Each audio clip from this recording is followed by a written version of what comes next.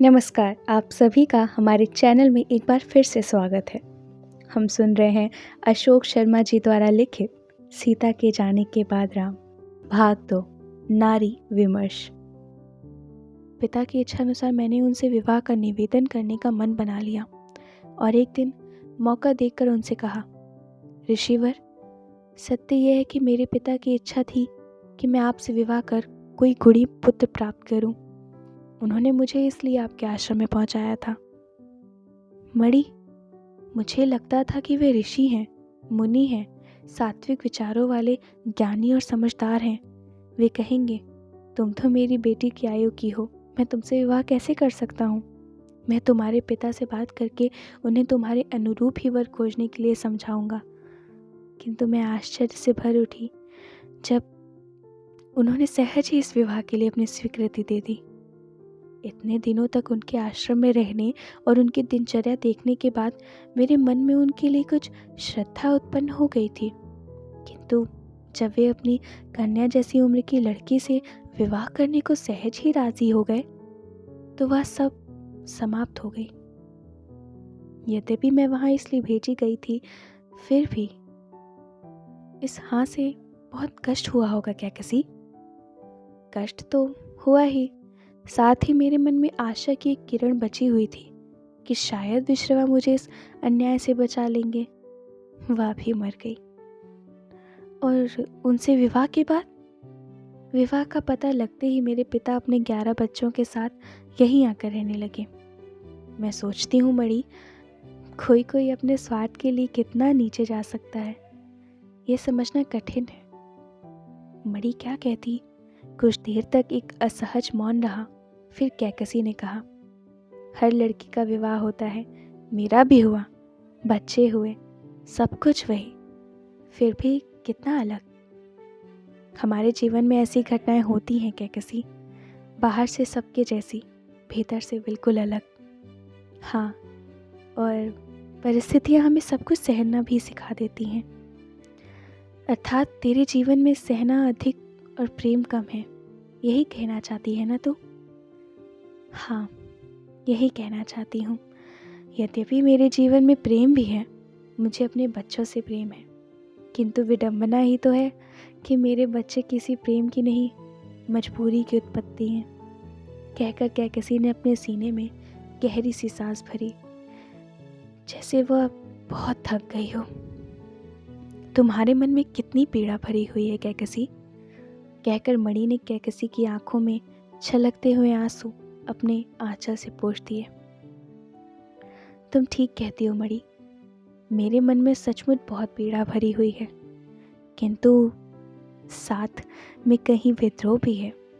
यद्यपि वह कभी मुखर नहीं हो पाया, पीड़ा की तरह विद्रोह भी भीतर ही भीतर घुटकर रह गया। कैकसी मणि की गोद में अपना सिर रखकर सिसक उठी। मणि ने उसके सिर पर अपना हाथ रख दिया।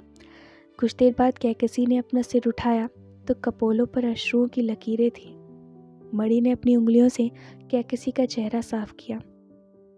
कुछ पलों बाद, मणि, शायद यही कारण है कि विभीषण को छोड़कर मेरे अन्य बच्चों के स्वभाव मेरी अपेक्षाओं के अनुरूप नहीं हो सके। कुंभकर्ण बहुत आलसी है, सुपर्णखा बहुत हठी और रावण बहुत वीर, साहसी और बुद्धिमान है। वह अपने पिता से वेदों का अध्ययन भी कर रहा है, किंतु साथ ही दुर्बुद्धि भी लगता है।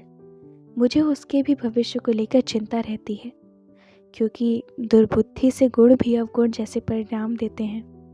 रावण ने भविष्य में वेदों की ऋचाओं पर टिप्पणी भी की और वेदों का संपादन व उनके मंत्रों की व्याख्या भी। रावण का यह कार्य कृष्ण यजुर्वेद नाम से जाना गया। रावण की लंका में वेद पाठ बहुत लोकप्रिय और प्रशंसित था। तूने कहा कि तेरे बच्चे प्रेम की नहीं मजबूरी की उत्पत्ति हैं। क्या सचमुच विश्रवा से तू कभी भी प्रेम नहीं कर पाई? जिस प्रेम की बात तू कर रही है मणि, वह करुणा, सहानुभूति और यौन आकर्षण का सम्मिश्रण होता है। विश्रवा के पास मेरी करुणा और सहानुभूति के लिए कुछ भी नहीं था और उनके प्रति मेरे मन में किसी भी तरह का कोई आकर्षण तो कभी पैदा ही नहीं हुआ। तेरे मन में उनके प्रति कुछ भावनाएं तो रही होंगी। भावनाओं के लिए कारण और प्रभाव का होना आवश्यक होता है। तो कारण तो उनसे पुत्र प्राप्ति था ही, और प्रभाव था मेरे जीवन का रसहीन होना। अतः वे कैसी भावनाएं थीं यह मैं कह नहीं पाऊंगी, पर तू समझ तो सकती है ना। कहीं ऐसा तो नहीं तुझे ठीक से पता ना हो, पर मन में किसी कोने में उनके प्रति घृणा छिपी हो? नहीं, घृणा के लिए किसी के प्रति क्रोध, उससे डर और उसके प्रति अरुचि होना आवश्यक है। मेरे मन में उनके प्रति अरुचि तो थी ही और है, किंतु क्रोध या डर न था और न है। बहुत ज्ञानी हो गई है तू क्या कैसी? नहीं, ज्ञानी मत कह, किंतु हाँ, जीवन ने बहुत कुछ सिखाया तो है ही। एक प्रश्न और है क्या किसी? क्या हमारी इतनी देर की बातचीत में तूने अपने पति को बराबर मात्र उनके नाम विश्रवा से संबोधित किया? उनके लिए पति, मुनि या ऋषि जैसा कोई भी शब्द प्रयोग नहीं किया? क्यों? मैंने उनके साथ विवाह की रस्म पूरी अवश्य की है, किंतु मेरे लिए वह रस्म सदैव पिता के आदेशानुसार पुत्र प्राप्ति और फिर उसे समाज में सम्मान भी मिल सके, इसके लिए हुई एक प्रक्रिया मात्र रही। विवाह तो दो आत्माओं का मिलन होता है मणि। वे मेरे लिए मात्र एक पुरुष हैं और मैं उनके लिए स्त्री, बस। ओह, मणि ने कहा। किंतु मणि, किसी भी चीज का यदि अंधेरा पक्ष है तो उजला पक्ष भी होगा। इस सारे घटनाक्रम का उजला पक्ष यह है कि मेरे मन में जीवन के प्रति जिज्ञासाएं भी बढ़ी और आत्मचिंतन की प्रवृत्ति भी। तू दार्शनिक हो रही है क्या किसी?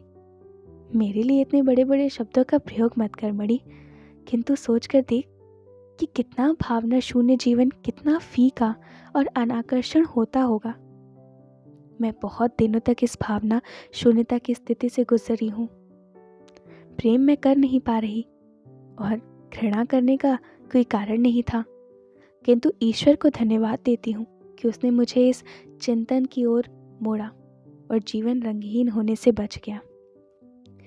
यह कौन सा रंग हुआ क्या किसी? क्यों नहीं हुआ? मेरे पास परिवार की चिंता करने के लिए कुछ भी नहीं बचा है। विश्रवा अपनी चिंता करने में पूर्ण सक्षम है और बच्चों को उनके नाना और 11 मामा दिशा देने में लगे हैं। अब इस सबसे इतर पृथ्वी और आकाश में बहुत कुछ है देखने के लिए और समझने के लिए भी। यह अच्छा लगने लगा है। ठीक है, मणि ने कहा।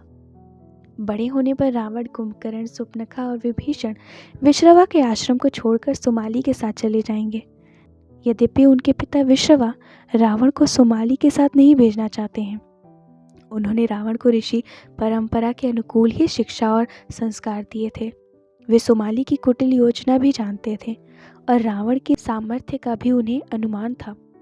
उन्हें लोक चिंता भी थी और रावण के भविष्य की भी, किंतु सुमाली के सम्मुख विवश हो गए।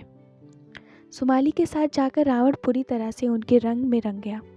उसने अपने नाना सुमाली का दिया लक्ष्य पूरा किया। उसने कुबेर को भगाकर लंका पर विजय प्राप्त की और स्वयं लंका का अधिपति बना।